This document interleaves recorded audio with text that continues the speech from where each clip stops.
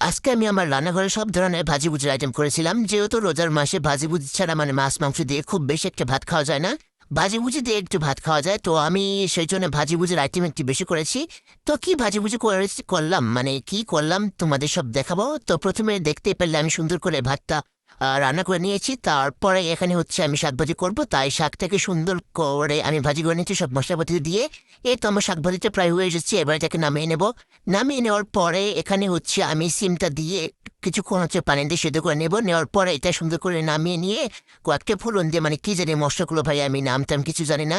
তো যাই হোক ওগুলো দিয়ে এখন সুন্দর করে আমি হচ্ছে ফোড়ন দিয়ে হচ্ছে ইয়েতে ভাজি করে নেব।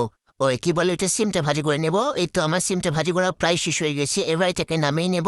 তারপরে আমি হচ্ছে চুলার উপর একটা হচ্ছে ফ্রাই প্যান বসিয়ে দেব, দেওয়ার পরে তেল দিয়ে সুন্দর করে গরম করে নিয়ে বেগুনগুলোকে সব ধরনের মশলা দিয়ে ম্যারিনেশন করে নিচ্ছি। নেওয়ার পরে এগুলোকে সুন্দর করে আমি পানি দিয়ে উলট পালট করে ভেজে নেব।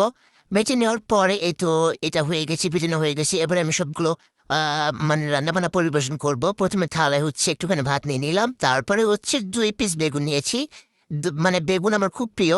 তো যাই হোক তারপরে হচ্ছে সিম ভাজি, তারপরে এই শাক ভাজি দিয়ে সুন্দর করে পরিবেশন করলাম।